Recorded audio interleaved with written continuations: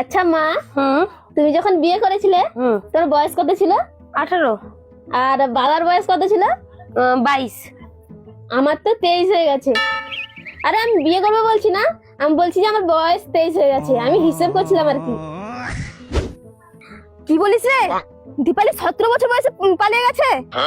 আরে এগুলো জানিস মা বাবার ভুলের জন্য হয়।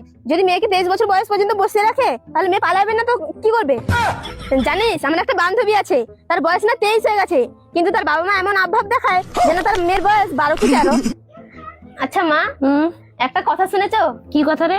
আরে আমার কাছে যে মেয়েটা পড়তো তার না বিয়ে হয়ে গেছে। তো খুব ভালো কথা।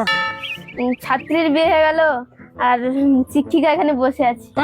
আরে মানে বলতে চাইছি যে মেয়েটার বয়স অনেক কম, মাত্র তো 20, বিয়ে করে নিয়েছে। আর আমার বয়স 23 হয়ে গেছে। ও আর জানো মা, অমিত কাকুর মেয়েকে না কালকে দেখতে এসেছিল। কখন রে? কালকে বিকেলে এসেছিল। ছেলেটার ঘর থেকে না মা 2001 টাকা দিয়েছে। তো ভালো কথা। দেখো মা, তার যখন বয়স 15 ছিল না তখন থেকে তার জন্য ছেলে দেখে রেখেছে। আর 1900-তে দিয়ে দিচ্ছে বাড়ি থেকে। কত ভালো বলো মা? হ্যাঁ ভালো। ও তুই এক কাজ কর, তুই গিয়ে জলটা ভরে আন, আমি মানে ভাতটা বসাই।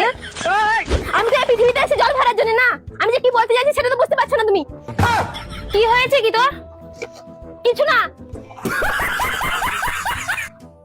হ্যালো গুগল, আমি না বিয়ে করতে চাই, আমার বাবা মাকে কি করে বোঝাবো একটু বলে দাও না।